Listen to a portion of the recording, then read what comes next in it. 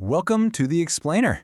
So today we're unpacking a really fascinating piece of ancient text that honestly feels surprisingly relevant right now. We're diving into Isaiah chapter 56. It's this powerful prophecy dealing with a nation teetering right on the edge of utter destruction. The whole core theme here, it's about a society grappling with major spiritual complacency. We're looking at a time early in the reign of King Manasseh. It was a period where the nation's leaders got incredibly greedy for wealth, just totally abandoned their sacred traditions, and turned straight to idolatry. They basically set themselves on a direct path toward ruin. Here's what we've got on the agenda for today. First, we'll look at Manasseh's reign. Second, the Sabbath covenant. Third, a house for all. Fourth, the blind watchman. And finally, the warning against complacency. Let's get right into it. Section 1. Manasseh and spiritual complacency. Okay, to really understand the weight of Isaiah 56, we've got to understand the crisis that triggered the whole thing. This was a super dark turning point for the nation of Judah right after the death of King Hezekiah.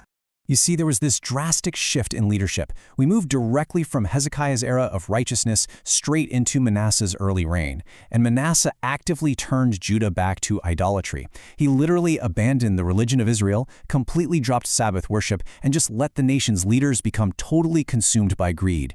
And look, this wasn't just some minor cultural shift. It set the whole nation on a dark, pretty much unavoidable path toward destruction by the approaching Babylonians. It's in this exact context of impending doom that the prophecy actually opens. Isaiah chapter 56, verse 1 states, "Thus saith the Lord, keep ye judgment and do justice, for my salvation is near to come, and my righteousness to be revealed." The explicit requirement here is just fascinating. Keeping the law and being totally fair in dealings with others, that was the strict prerequisite for redemption.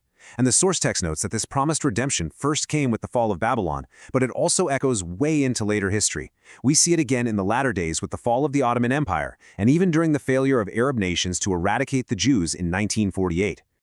Section 2. The Sabbath Covenant. So how are the people supposed to actually demonstrate this commitment to justice? Let's transition over to the central commandment God uses to measure the faithfulness of His people during this incredibly corrupt time. The text continues with a super clear directive. Isaiah chapter 56, verse 2 states, "Blessed is the man that doeth this, and the son of man that layeth hold on it, that keepeth the Sabbath from polluting it, and keepeth his hand from doing any evil." Think about that. Amidst all the societal decay and all that idolatry introduced by Manasseh, keeping the Sabbath and avoiding evil was the ultimate anchor. It was the one specific action that brought God's blessing when literally everything else was falling apart. To fully grasp why this was so absolutely crucial, we can actually break down the biblical emphasis on the Sabbath into 4 distinct pillars. Throughout the text, and this is drawing on laws established in Exodus, Ezekiel, and Isaiah 58, the Sabbath functions as a sign of the covenant between God and His people, a mark of righteousness that brings blessings, a strict standard of obedience, and finally, a practice carrying severe consequences for disobedience. Looking closely at that first pillar, we can jump back to Exodus chapter 31, verse 13, which states, "Speak thou also unto the children of Israel, saying, Verily my Sabbaths ye shall keep, for it is a sign between me and you throughout your generations, that ye may know that I am the Lord that doth sanctify you." This brilliantly illustrates that the Sabbath wasn't just, a day off to relax. It was an eternal, perpetual sign of sanctification. It was the visible marker that they belonged to God. On the flip side, the consequences for ignoring this sign were absolute. In the book of Jeremiah, the warning is incredibly stark.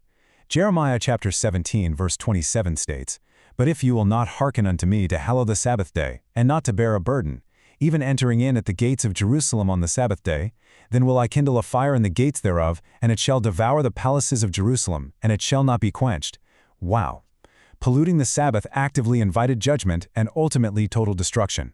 Section 3. A house for all people. Now, this brings us to a really beautiful pivot in the text. Despite the impending judgment on those corrupt leaders, God makes this profoundly inclusive promise to the faithful, contrasting His grace with the exclusionary practices of the past. Isaiah chapter 56, verse 3 offers this powerful reassurance, stating, "Neither let the son of the stranger that has joined himself to the Lord speak, saying, The Lord hath utterly separated me from His people. Neither let the eunuch say, Behold, I am a dried tree." Honestly, this is revolutionary for the time. God is explicitly removing these external historical barriers. He's declaring that Gentiles, the strangers, and eunuchs aren't separated at all. They are one people in his eyes. To really get that dry tree metaphor, we have to look back to the law of Moses. Deuteronomy chapter 23, verse 2, actually dictates that such persons couldn't be enrolled or numbered in the congregation. A dry tree is essentially an emblem of that which is barren, useless, or unfruitful. So for Isaiah to prophesy that these individuals would no longer be subjected to those religious and civil disabilities, that shows just how radical and deeply inclusive this new covenant really is. God takes this promise even further in Isaiah chapter 56, verse 5, promising, "Even unto them will I give in mine house and within my walls a place and a name better than of sons and of daughters. I will give them an everlasting name that shall not be cut off." For those who physically couldn't have a family to carry on their name, God offers this incredible hope, an everlasting name in the Son of God, conditioned simply on them keeping that Sabbath covenant we talked about. And this whole idea culminates in this beautiful vision. Isaiah chapter 56, verse 7 states, "Even them will I bring to my holy mountain, and make them joyful in my house of prayer. Their burnt offerings and their sacrifices shall be accepted upon mine altar, for mine house shall be called an house of prayer for all people." This perfectly connects back to earlier prophecies, really highlighting God's ultimate inclusivity. His house welcomes all faithful believers from all nations to worship on equal footing. Section 4. The Blind and Greedy Watchman. Okay, our explainer takes a pretty dramatic turn right here. We have to shift the narrative to a dark warning, because while God is gathering the outcasts, he delivers a searing reproof to the wicked leaders, the very people who were supposed to be protecting this flock. This matters because it shows how quickly a nation's elite can become spiritually blind. The imagery used next is pretty chilling. Isaiah chapter 56, verse 9 states, "All ye beasts of the field, come to devour, yea, all ye beasts in the forest." These wild beasts represent devastating, impending destruction. Historically speaking, this points to Babylon coming as a wild beast to devour Judah as its prey, and later on it acts as a type for Rome, both of which ended up destroying Jerusalem and the temple. So why were the beasts able to attack in the first place? Well, because the protectors failed. Isaiah chapter 56 verse 10 states, "His watchmen are blind. They are all ignorant. They are all dumb dogs. They cannot bark, sleeping, lying down, loving to slumber." Think about that. These watchmen were the guides of the people, the self-styled prophets, but they were completely ignorant, giving absolutely no warning of the real danger approaching their gates. Let's dive a bit deeper into this metaphor of the dumb dogs. The source text describes these guys as negligent, faithless guides. I mean, a watchdog's one job is to bark at danger, right? But these leaders couldn't even do that. They were utterly blind to the signs of the times, prophesying merely for rewards, and were conspicuously focused on their own luxury, sleep, and intemperance instead of the safety of the nation. It's a total dereliction of duty. The prophet elaborates on their corruption in verse 11, stating, "Yea, they are greedy dogs which can never have enough, and they are shepherds that cannot understand. They all look to their own way, every one for his gain from his quarter." These corrupt shepherds are entirely ignorant of the people's actual needs. They frankly just do not care. They are looking only for whatever personal wealth their position in government can bring them.